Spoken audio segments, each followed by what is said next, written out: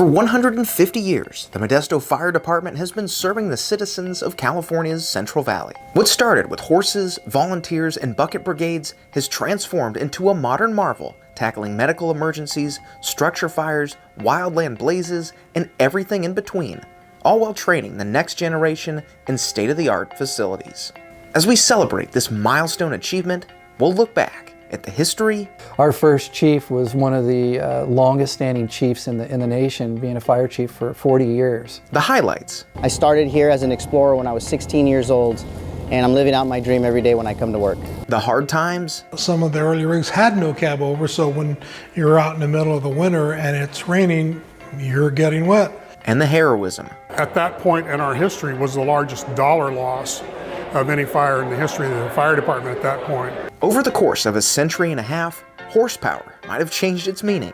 But there's two things that have stayed consistent for Modesto Fire: courage. It was pretty apocalyptic, but you fall back on your training and your education and you go to work. And community. I get the luxury of working in the community that I grew up in. I grew up about 3 miles from where I actually work. That's what makes Modesto special, is how we've always come together as a family, and I'm very blessed to be surrounded by family, whether I'm at home or at a station. And seeing the community and being able to serve the community that I grew up in is really awesome. Join us for this journey, which started all the way back in 1875.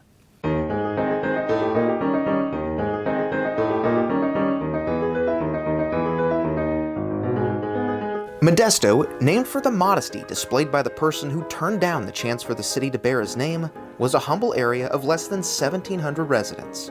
Equally as humble was the Modesto Fire Department. It was a volunteer bucket brigade, a hook and ladder operation with 12 leather buckets on each side. It wasn't until the turn of the century that Modesto would welcome its first paid firefighter in George Wallace. In 1910, two very important employees joined the fold: Prince and Charlie, the horses trained to pull the horse and ladder cart. A year later, Bud and Queen brought the horse count to 4, pulling a chemical wagon. George Wallace, the first paid firefighter, became Modesto's first paid fire chief the same year. Technology soon took off. 1912 marked the purchase of the first motorized fire apparatus, and before the end of the decade, Bud, Queen, Prince, and Charlie were all decommissioned.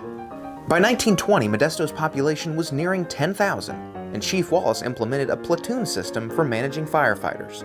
By the middle of that decade, the number jumped to 12,000, and the MFD roster now numbered 16 paid firefighters. Flash forward 10 years. In 1935, Modesto had 3 fire stations, 4 engines, a hose wagon, chemical truck, and a 75-foot ladder truck. 45 people, a mix of paid crew and volunteers, made up MFD. In 1939, construction began on Fire Station 1 on 11th Street downtown. The iconic building is still responding to calls almost 90 years later. In 1949, after 38 years at the helm, Chief George Wallace retired. At the conclusion of his 4 decades of service, MFD grew to become a Class II fire department, with 3 chiefs and 35 paid firefighters serving 21,000 residents. 1958 marked the start of 24-hour shifts featuring 3 platoons. 10 years after that, Larry Hughes would become part of our story. I joined the fire department in 1968. As a young Modesto firefighter, he would see immense progression over the years. In 1976, a new Station 4 was built, followed by Station 6 in 1979 and Station 8 at the airport a year later.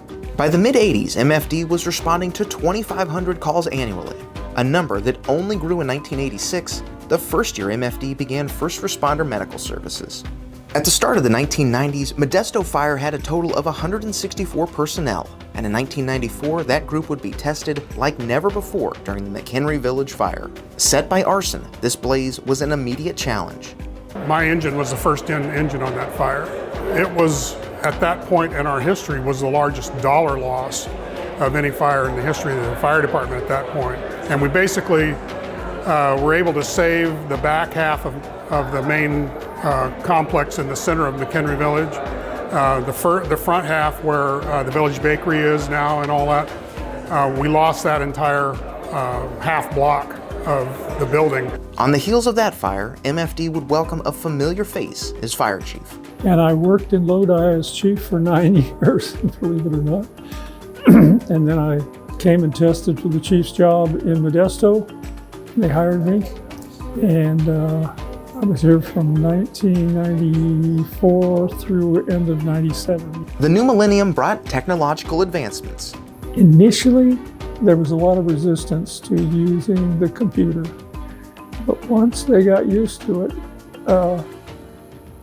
it would be like trying to take their firstborn son away from them. But the 2000s also brought challenges. The Great Recession impacted staffing levels, while calls for service spiked to 26,000. In 2018, another historic fire took place at JS West Propane. It was a propane tank farm that was on fire, and I came in off duty to help support the firefighters.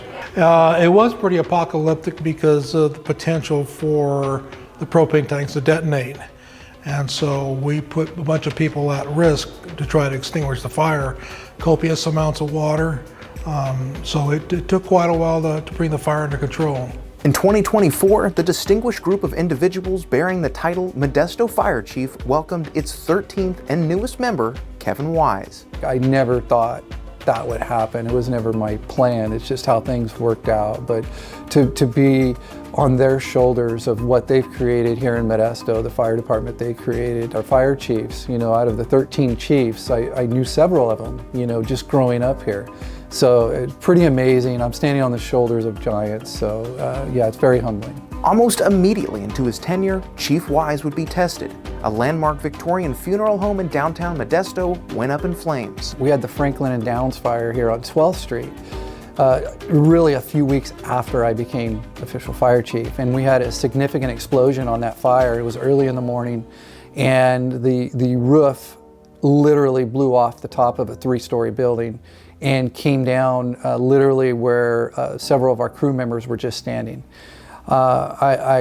I can't tell you the feeling I had that morning when that happened, and the potential of losing some of our firefighters. And that was a very, very significant incident in our department. We brought in 6 fire chiefs from around the state to investigate that for us, because we wanted to, first and foremost, find out what happened. How did that explosion happen, and what contributed to that explosion? And then we wanted to find out what was best practices for us. What could we do moving forward to make sure we're even safer? And I do believe the way we operate that day did save several of our members. The wisdom of those operating procedures would pay dividends just a few weeks later. A fire at a pallet yard caused $1.2 million in damage as 200,000 pallets went ablaze, spreading to power poles, tractor trailers, and more. That same day, we had a significant vegetation fire going on just west of that incident, ironically, at the river. So we had several of our resources over there on that incident, and they started to notice some smoke coming up from the area of South 9th Street, and they actually called it in to have an engine go investigate that different smoke. And that smoke was coming from the pallet yard. And that fire grew immensely, as you can imagine, and also spread to other buildings in the area. So very, very significant fire. So we had multiple fires going on at the same time. We depleted everything we had on that fire. And so we had mutual aid that came in from around the county, from our other partners, and we actually had mutual aid come in from San Joaquin County as well. Flames reached 60 to 100 feet tall. How do you effectively tackle blazes like that? With cutting-edge training. Over 30 years ago, former leaders with area fire departments and the Modesto Junior College had the vision to create a state-of-the-art fire training center, which is where we're standing today. Our fire training center offers a number of props and items to simulate firefighting tactics and strategies. Behind me is our fire training tower. It's a multi-story concrete tower that has a number of features that simulate firefighting scenarios for future firefighters. We have a burn room to simulate live fire training. We have technical rescue attributes to rappel the tower, down the tower, and provide rope rescue, technical rescue type training. Inside the tower, we have confined space rescue props to simulate confined space rescue scenarios. Our tower is used every week by area fire departments to simulate and train future firefighters to be better prepared to respond to emergencies. Training and timelines tell most of Modesto Fire's story, though not all of it. But it's in there, be it still frames from the 1800s or something shot just last week. Shoulder to shoulder, in training, on the ground, or on stage. A bond built on risking yourself to protect others, an oath taken to run into danger, not away from it. It's not just decades of Modesto firefighters, it's generations. Well, of course you have a lot of pride in the fact that that's what any of your children, if they choose to follow you, that's immediately what comes to mind, is you have a lot of pride. I started my journey in the fire service with the Hot Shots. I had an unbelievable time. I loved every bit of it. And then when it was time to come to Modesto, in my heart, I was like, it's time. Like, I want to be a Modesto fireman. This is my dream. I was sitting down at Station 5. I was brand new online, like brand new. And I'm surrounded by a bunch of guys that worked with my dad before, and they'd watched me grow up, right? And I'm sitting there, and I thought to myself, man, would I rather be playing center field in Yankee Stadium or sitting here at Station 5 around the dinner table with these guys? And in my heart, I said, I would rather be here at Station 5 with these guys, around a bunch of individuals who love their community, who love serving their community. And it was right then and there where I knew, I was like, I made the best decision I could have ever made. That connection, family in the literal sense, or one forged in flame, is the common thread that's held this group together for a century and a half. The really cool part about him being part of Modesto Fire is that all those Modesto firemen were supermen to me. They were superheroes, and I looked up to them. I loved them, and they're family. And I've had a couple of guys call up and say, hey, I heard your mom's in the hospital. How can I help? What can we do for you? And, you know, it's just such a family environment that you take it for granted that you know your guys are going to be there. It was a great career. I loved going to work. I never regretted a day in my life going to work. So and not many people can say that about their occupation. I couldn't have ever imagined to be so fortunate to be in this position and serve the community that I grew up in, that my parents grew up in, my grandfather grew up in, and my great-grandparents grew up in. And just to serve this community and protect this community is absolutely an honor and a pleasure to work for the Modesto Fire Department. It's a family. It really is. It's the best job you could ever find.